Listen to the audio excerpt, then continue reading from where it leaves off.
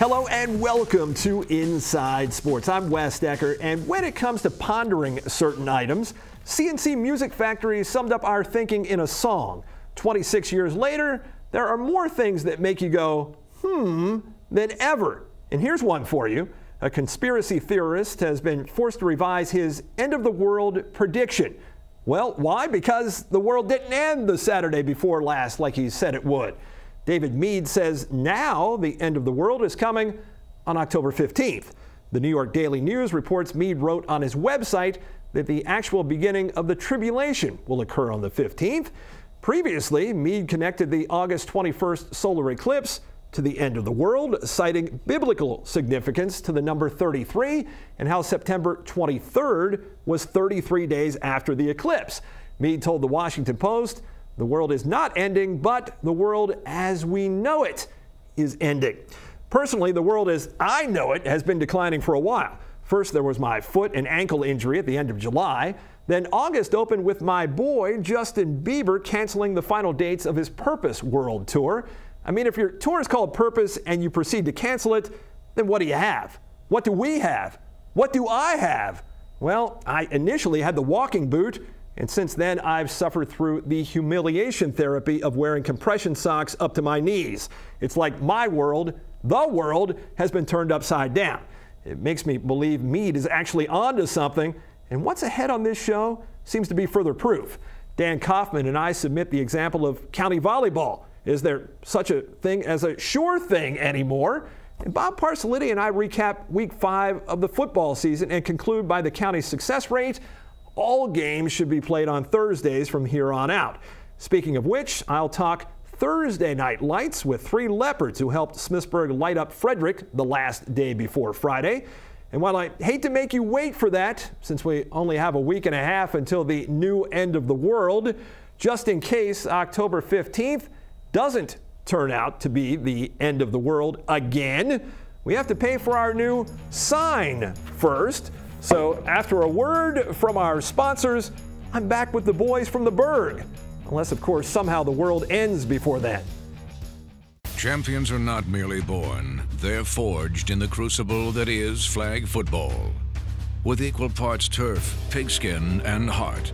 That's why Buffalo Wild Wings donates to boys and girls clubs across the country to not only help thousands of kids learn about teamwork on and off the field, but to help them fulfill their destiny. To shred defensive lines, terrorize the secondary, and emerge bonded as true champions. When you're sick or hurt and can't be seen by your regular doctor, you just want to feel better faster. Make a convenient appointment or simply walk into Meritus Urgent Care, where you can receive attention from our caring professionals, from sprains and strains to sore throats, earaches, and other ailments that are not life-threatening. Meritus Urgent Care has you covered with on-site labs and x-rays and much more. We're conveniently located on Pennsylvania Avenue in Hagerstown at the Sylvania Center. Feel better faster with Meritus Urgent Care. Welcome back to the show. We continue now with football, and specifically Smithsburg Leopards football. The Leopards picking up their first win of the season on Thursday night, and 3 guys who were integral to that success are here today. We got Connor McEwen, Zach Brown, and Sam Ewing. Welcome to the show, guys. Thank you. Thank you. Thanks for being here, and congratulations on the win on Thursday. Connor, I'm sure it felt long overdue at that point, but you guys were pumped for the game. Tell me about how it played out, because you jumped on Frederick early, go on to win 55-0, but you kept your foot on the pedal the whole way through. Yeah, my plan was to get everyone enthusiastic before the game started, and whenever we got into the field, it worked out perfectly. And Coach told us once we get up and we keep our foot on the throttle, it's just going to keep going like that. And it did. Points coming early and often throughout the course of the night. Now, for you at quarterback, one of the things that this offense is based on is that read option. What makes that successful versus the times that it's not successful? What's so challenging about that? It's like teams that know how we've played multiple years now with this offense, they're starting to find it, but we still have plays that are going to work against them, and we just got to find what plays that is during the week.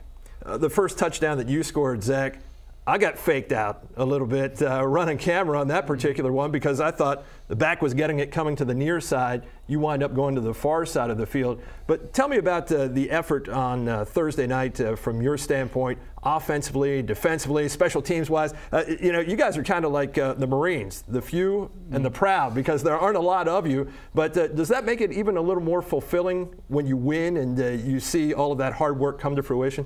Yeah, it feels good, especially with teams that the other team has a lot more players, and we're just beating them down, and all the conditioning, we have more stamina than they do. It feels good to get the win out of it. Yeah, and Sam, you go into week number 5 without a win to that point, but how much work goes into playing football? Because we talked about it before we even started today. There are a lot of guys who aren't even willing to make this commitment. So when you get that W at the end of the night, and I know it had to be a sigh of relief to finally get one. Tell me about just how much work goes into this. We'd put a lot of work in during the season, and after every single game, we celebrate, but then we're just on to the next week, and we just prepare for every single game.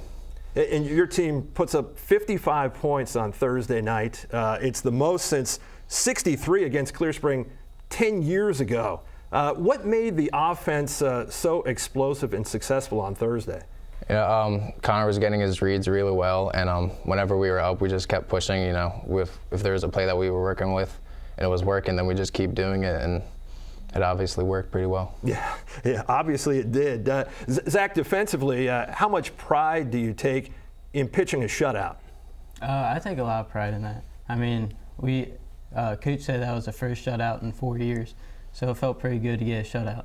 Yeah, since the season opener back in 2012. Yeah. So, again, that hard work paying off for you guys. Now, how tough is it mentally and physically to be on the field as much as you are and just never get a break? It's pretty tough, but it takes a lot of our conditioning that we do throughout the week to get prepared, and Coach prepares us for that. Now, Connor, speaking of the defense put some points on the board, and it was thanks to one of the greatest robberies I've ever seen on a football field. Tell me about that particular play, because you pilfer the football and then you're gone, 37 yards for a touchdown. Before the play started, their guy motioned to my side of the field, so I widened a little bit because I was expecting sweep, and that's exactly what they did. They did a jet sweep, and I wrapped him up, and he wasn't having the ball covered very well, so I went for the rip, and I just took it from him. So you get to the end zone, and then it appeared like you cramped up, but I'm thinking to myself afterwards, I don't know, maybe Connor just wanted to be carried off the field.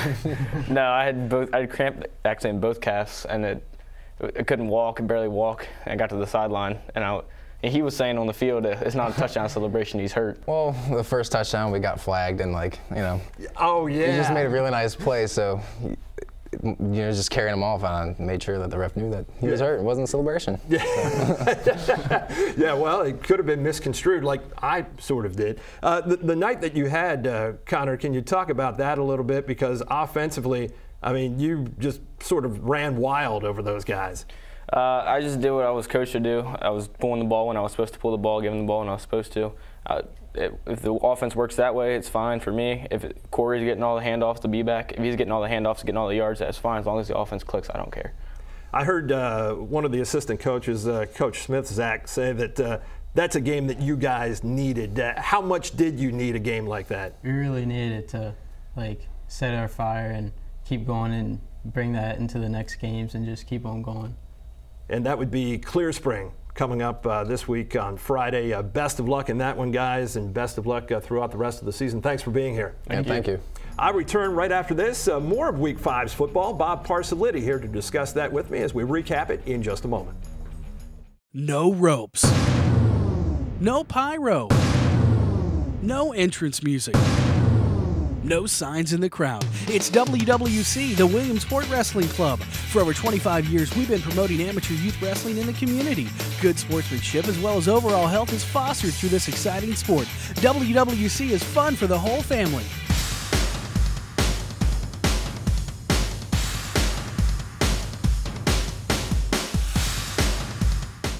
At Hamilton Nissan, we know you've got places to go, so let's travel together. The Nissan Rogue, plenty of room for you and plenty of room for him. With nearly 40 cubic feet of cargo space, everyone will be using the Rogue for everything, all the time. And on occasion, you'll find an evening for yourselves, and the Nissan Rogue will be right there with you. Hamilton Nissan. Let's travel together. Come see us on the Dual Highway. Welcome back to the show. More football now, and I'm joined by Herald Mail insider Bob Parsiliti for this segment. Bob, welcome back to the show. Thanks for having me on. The previous week, it was a tough week for Washington County overall, going just 2-6. They turned it around this past week, going 5-3 overall, and certainly one of the most exciting, entertaining games of the year, Thursday night at Calais Stadium, North Hagerstown and Digital Harbor. I call it the countdown game, 5-4, 3-2-1. There were 5 lead changes, 4 ties, North Hagerstown with starting quarterback number 3 so far this season. There were 2 overtimes and 1 ecstatic winner in the Hubs as the night came to a conclusion. And for North Hagerstown, to me, this is an impressive bounce back after losing to Walkersville the week before, because as Coach Staines has pointed out, in years past, this is not the way North Hagerstown would respond after a loss like that. Well, the thing that got me was you looked at the scores that Digital Harbor has put up, and you wouldn't think this was this game would have been anything possible. I mean, they hadn't scored much. North, in their victories haven't really been overpowering on offense either. And then all of a sudden both teams decide to get to be like the Globetrotters or something, Well, it was only 14-8 at halftime, and a good deal of the scoring would come in overtime later. But I think just the way that North battled back in this game after sort of controlling it but not completely having it in their grasp. As a matter of fact, the first half ended with Digital Harbor at the North Hagerstown 1-yard line, that close to taking the lead before halftime. Second half, Digital Harbor comes out.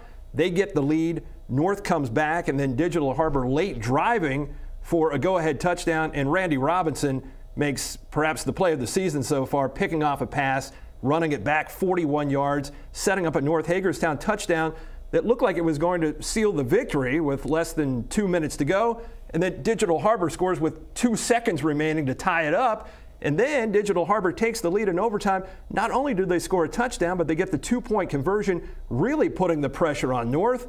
North answers as if it's no big deal. They get the touchdown, 2-point conversion, come back again, get another touchdown with Ryan Clark to Scott Neal again for the touchdown. And then the point after run by Clark, improvising, getting in his first varsity game. No big deal for him. And then Digital Harbor scores, but North thwarts their effort for the 2-point conversion, and North all of a sudden 3-2 for the first time since 2013. But just the way they did it, I think it just says a lot, and you just don't know what you're going to get out of this North Hagerstown team seemingly, because they're a much different team at home than they've been on the road so far this season. Still haven't scored a point away from the home field so far this year, and now they go to Williamsport, and Williamsport was a team that was having trouble scoring points seemingly until 2 weeks ago.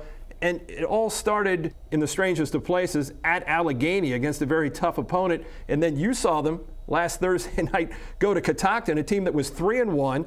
Williamsport's on their field, and it was all Wildcats. It was like fast pace. I mean, they pitch outs and sideline passes. Kayvon Carter running up the middle. Taquan Johnson with a pair of touchdowns that he bowled in. Set the tone early on that scale. Carter with 3 touchdowns. Ryan McLaughlin with catching a pass and running in for a touchdown, and then picking up a fumble and running in another one. So, I mean, it was a very fast-paced game. The thing that struck me, though, was the idea of how they did it, because a couple of weeks earlier, I remember reading about how, they were making so many mistakes and it was frustrating. They were almost spotless in this game. And 2 things. Number one, Jacob Ball's in his kind of niche right now, because he's able to, kind of roll around a little bit and run a little bit and throw. And there was one great play where he pitches out, kind of like an option pitch out there while he was just about to get hit, and they get a big gain on it, So I think he's kind of in his niche now. And the other thing is that they moved Kayvon back from wing back to running back. I guess 2 weeks ago, Ryan McLaughlin had a concussion, and they made the change. And ever since they made the change, they've been unstoppable. And they took advantage of turnovers, forced 4 of them against Catoctin, all of them resulting in touchdowns for Williamsport in a 56-12 victory. North's win was 42-40, and now those two teams will get together on Friday in Williamsport. Wildcats have won the last 3 and 4 of the last 6 in that series. St. James just continues its roll. The Saints now 5-0 after a 47-6 win over Sidwell Friends.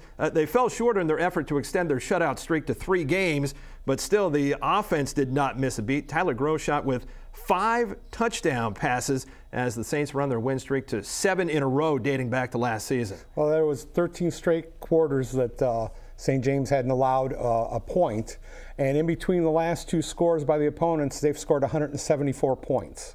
The other thing that struck me was that Groshot has hit on 75% of his passes and has 21 touchdowns. And it came out to something like 1 out of every 2.3 pass completions is a touchdown for him. Wow, that is efficiency to say the least. St. James has outscored opponents by an average of 51-5 so far this season. They'll try to start conference play 2-0 as they'll take on Potomac School coming up on Saturday. South Hagerstown remained winless away from School Stadium after absorbing Thursday night's 43-13 loss at Liberty. The Rebels held a 13-7 lead about halfway through the second quarter, but it was all Lions after that. South Hagerstown is now 2-3. It's the first time that the Rebels are under 500 at the midway point of the season in Coach Pierre's 8 years there. They'll try to even their mark at 3-3 coming up on Friday at home against Tuscarora. And Hancock is still searching for its first victory of the season after last Thursday's 45-0 loss to Brunswick. Boy, things have really turned around for the Railroaders, and for the Panthers right now, the struggles continue. They'll host Grace Christian out of Stanton, Virginia, coming up on Friday. A couple of more games to talk about. Bob and I are back to do that in just a moment. Premier concentration. Premier confidence. Premier achievement. Premier martial arts. Concentration, confidence, and the ability to achieve is in every child. Premier Martial Arts brings it out. Call Premier Martial Arts today to bring out the best in your child.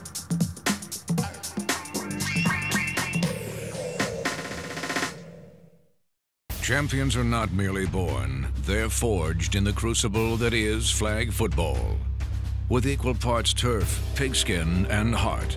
That's why Buffalo Wild Wings donates to boys and girls clubs across the country to not only help thousands of kids learn about teamwork on and off the field, but to help them fulfill their destiny. To shred defensive lines, terrorize the secondary, and emerge bonded as true champions.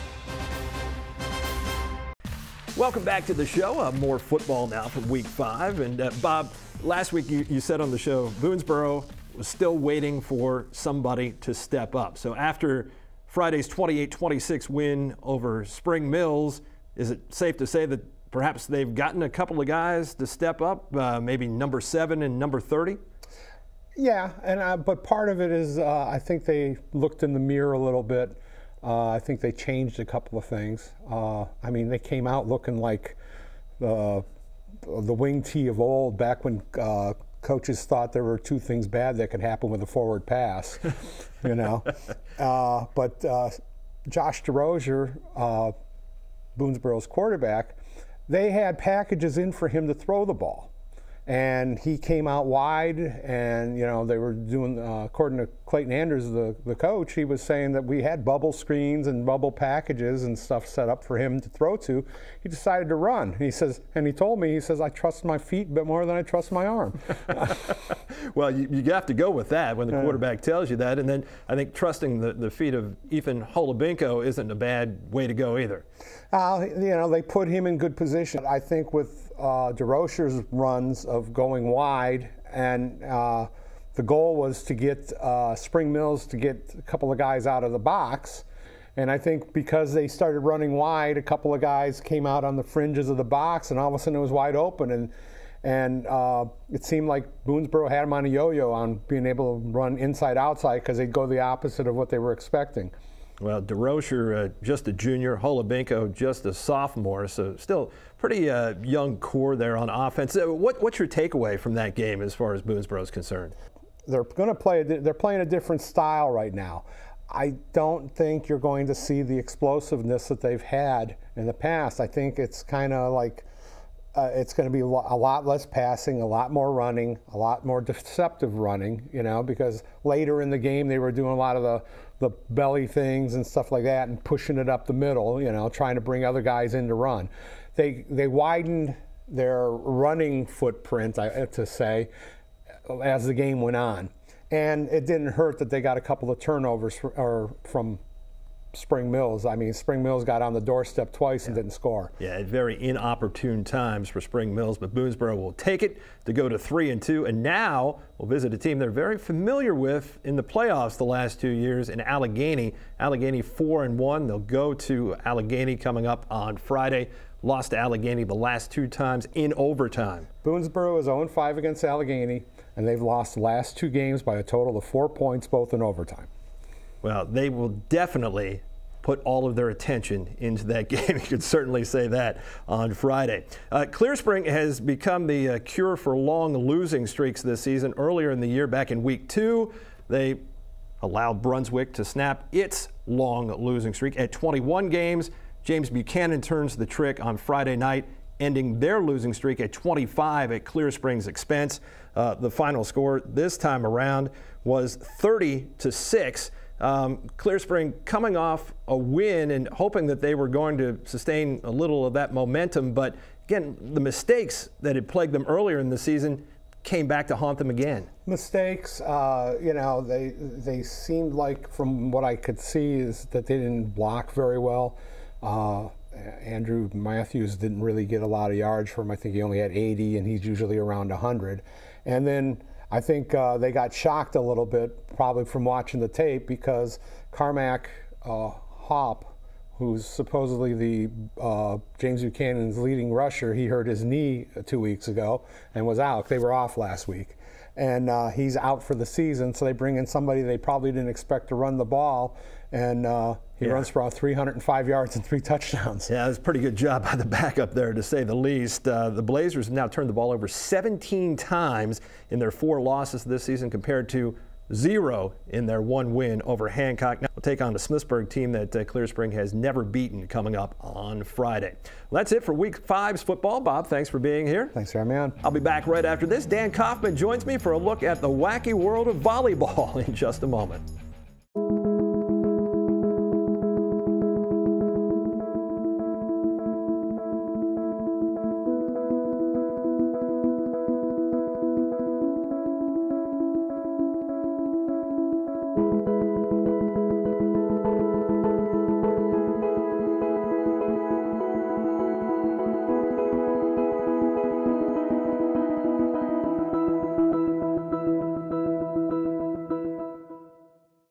Antietam Broadband's Flight Gigabit service is ultra high-speed internet delivered by a direct fiber connection. We are one of the few communities in the country to have it. But what does it mean? It means businesses will want to move here, which means more jobs, better jobs. It means access to world-class infrastructure for healthcare, education, and nonprofits. It means enhanced social and economic well-being.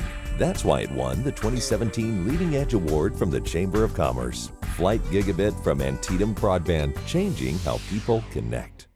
Welcome back to the show. Time for volleyball now, and I bring in Herald Mail assistant sports editor Dan Kaufman. And Dan, we talked about how murky that crystal ball was at the beginning of the season. I don't know that we know any more now. I think we know less, actually. It's opaque. Oh my gosh. I mean, Friday, September 22nd, our world kind of turned upside down a little bit. It was the battle of the unbeatens, and we give Heritage all the credit in the world because they are a great program. But that's on the small private school level. Smithsburg wins state championships on the public school level, but Heritage goes into Smithsburg and sweeps the match. I think that was the biggest surprise. It was a case of Michaela Hoy just could not be stopped. I mean, Smithsburg coach Rachel Brashear said as much. I mean, she had 26 kills, 6 aces, and 3 blocks in that sweep.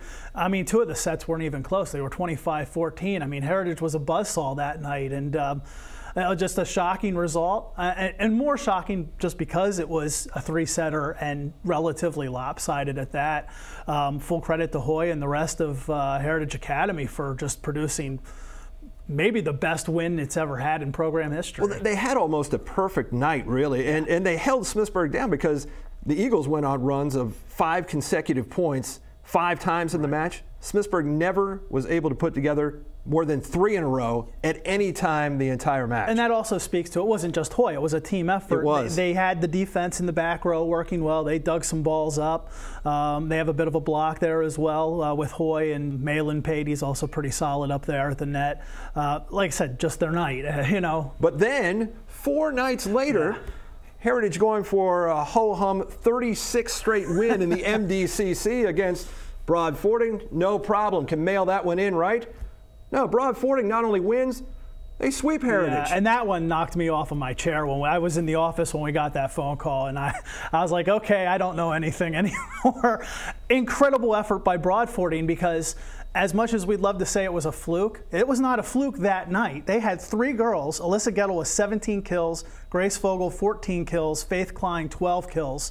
That is unheard of, to have 3 players with double-digit kills of that magnitude in a 3-set match. So Broad Fording just picked the right night. They limited their errors, as Coach Joe Cartwright said, and they just played their best match of the season. And all of a sudden, with their depth, they were able to overcome Hoy and Heritage Academy.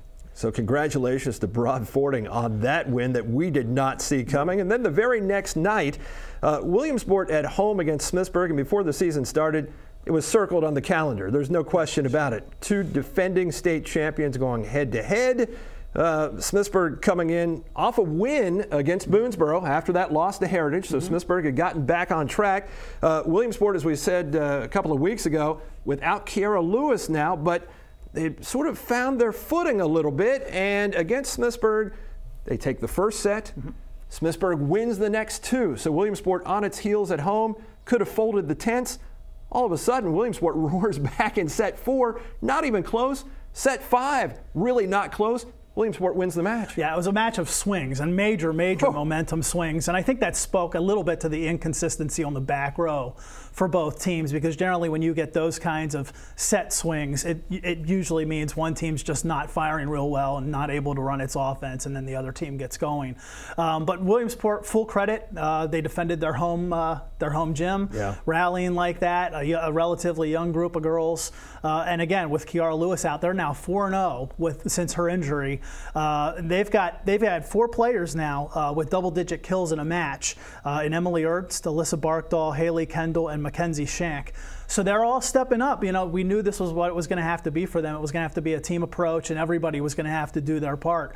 And against Smithsburg and against everybody else they've played in this late run, they've done that. I'm very impressed by that. Smithsburg, on the other hand, now has dropped 2 of its last 3.